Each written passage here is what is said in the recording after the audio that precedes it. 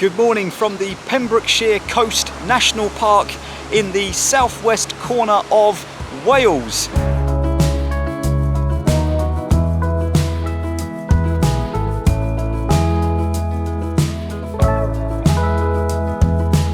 It is Britain's only coastal national park, designated as such in 1952 and covering an area of 612 square kilometres. I am told it is a wonderful place of cliffs and beaches, wildlife and small villages and towns like the one behind me. We are going to spend the day exploring the southwest corner of the national park. But before we do that, I'm going to take a stroll along the river, over the bridge and see what I can find in the town of Pembroke.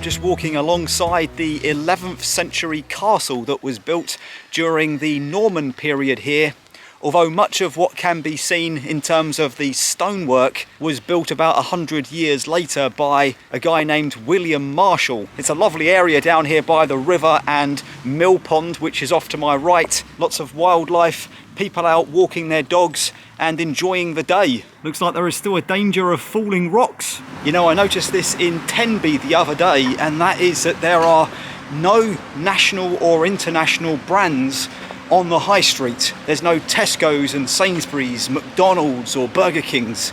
It's all just local shops and businesses. Just walking now past the local fruit and veg shop. There we go. And a little bit further up I saw a butcher's. Again, just a local business. Pembroke High Street, officially named Main Street, is a place where buildings from the Victorian and Georgian eras meet.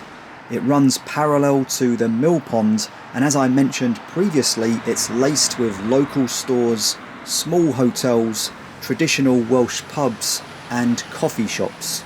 There's a couple of buildings though that really stand out. The first is the Anglican St Mary's Church, which dates back to the 13th century and contains a font that goes all the way back to the Norman period. The second is the Clock House, which dates back to the early 19th century, and back then the town, believe it or not, had up to 3 different time zones. When farmers turned up late for the annual agricultural show and their animals refused permission to compete, the committee decided to standardise the time and began stipulating the start time of their events as Pembroke clock time. My advice, if you are in the area, come and visit this town. It's a really nice place to look around. But I think now I'm going to head back to the car, get on the road, head for the coast.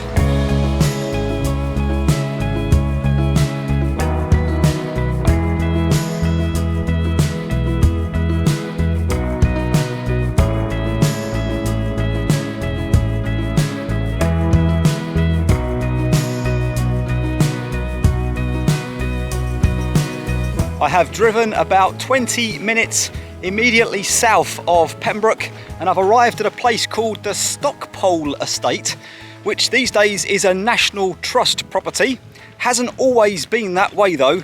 It goes back as far as the Lorts family, who owned it in the 1600s, and it consists of a large mansion building, although that was built later on. But the natural scenery is just magnificent. There are lakes and woodland, farmland, even caves. One cave called Lorts Cave, presumably named after the previous owners of the estate. The estate is 13 square kilometres, and a quick tip while I'm thinking about it, parking. Every time you stop and park in Wales, you have to pay like a £2 or £3 fee, and that's not all that expensive, but when you're stopping 6, 7, 8 times a day, it can add up. And I've noticed that as I got into the car park here, there was an all-day ticket you can buy for £6 if you're not a member of the National Trust, which I'm not. And then you can use that ticket in all the National Trust car parks that you visit. So I've bought the all-day one, and I'm hoping that the places that I'm going to visit along the coast are National Trust properties. The contrast is just incredible. I mean, one minute you have these green rolling fields with little stone walls, proper farmland, and the next minute you come out at the coast and you've got this rocky, barren seascape in front of you.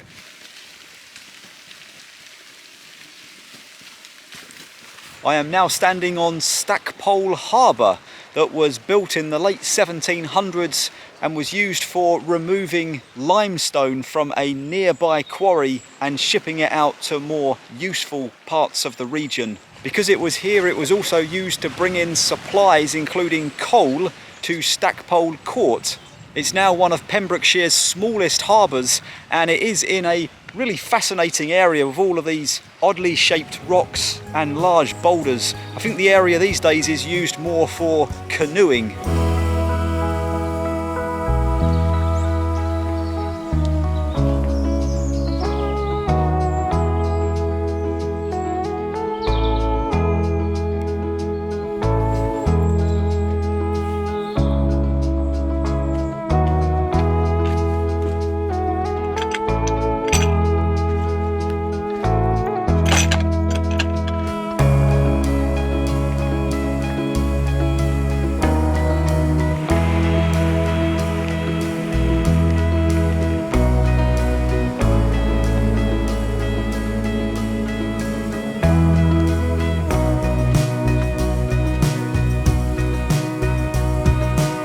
And I've made it down the steps to a place called Barafundle Beach. Look at this place. Absolutely unbelievable. It is empty as well. I think there's one other person looking around over there. It reminds me a lot of Sandwood Beach Bay in northern Scotland when I drove the North Coast 500 a few years ago. I'll link to that video in the description. That beach took about an hour and a half hike to get to it. This one only about 25 minutes. But there is no road here, so the only way you can actually get here is if you're prepared to walk along the coastal path. And I did see as well, I don't want to get caught out by the tide here, but I did see as well that Lorts Cave is just behind the camera. So we'll take a look at that as well. And there we go. I have made it. My first cave in Wales. Take a look at that. I do not like the idea of those large rocks above me. Right, let's head back to the beach.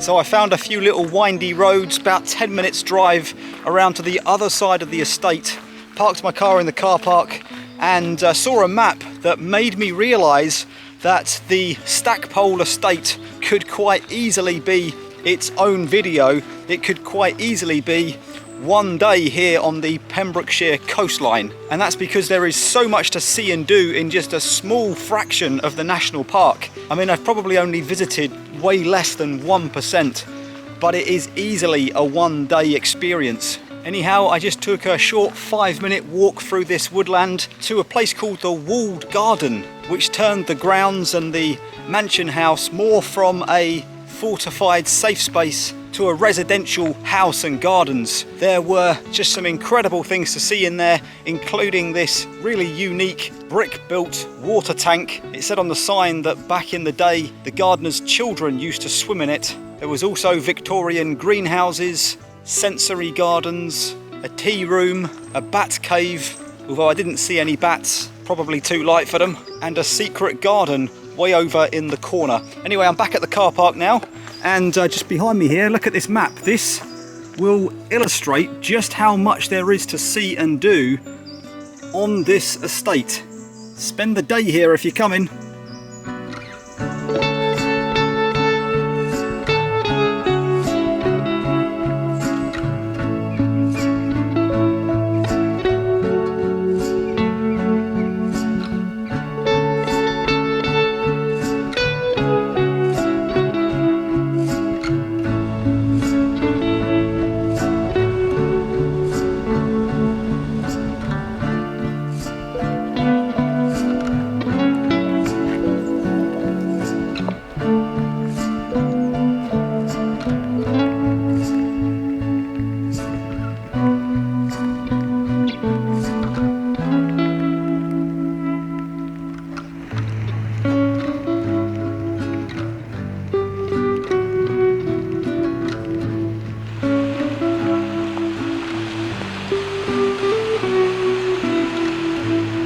We have found Broadhaven South Beach. Look at that.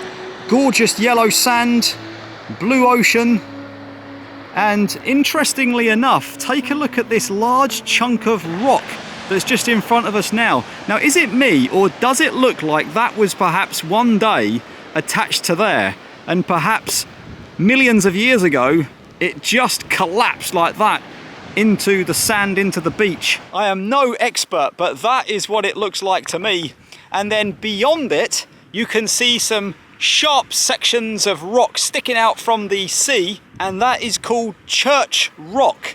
Pretty interesting. Right, I think what I'm gonna do is follow the coastline up a little bit and enjoy some of this beautiful scenery. Unfortunately, it has started to rain, but I'm thinking maybe we're just going to get a few showers, nothing major, then it will dry up a bit. The forecast was supposed to stay dry all afternoon, but you really can't trust the weather forecast around here. It is so unpredictable. So let's follow that path and see where else it leads us.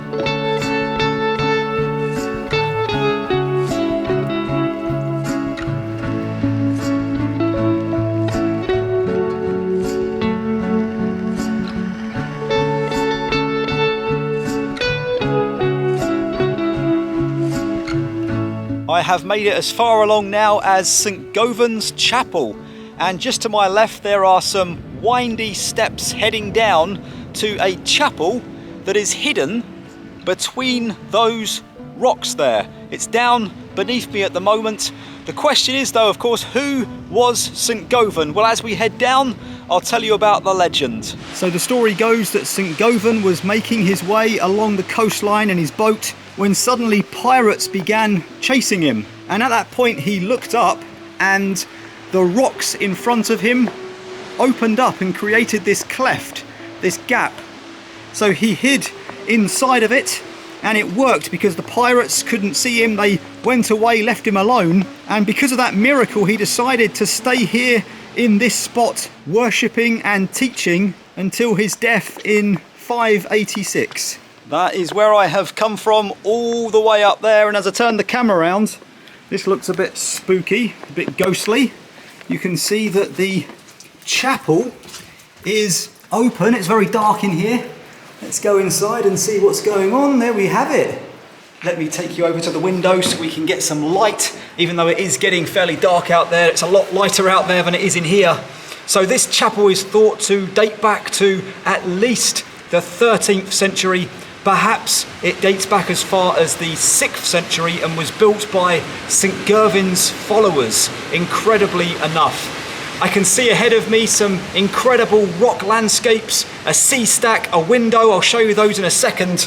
But I'm going to come out of the door, and I will thank you very much for watching this video. It has been a fantastic day on the Pembrokeshire coastline. I hope you've enjoyed watching the video. If I turn around, I will show you the scenery, and I will catch you in the next video. Thanks for watching.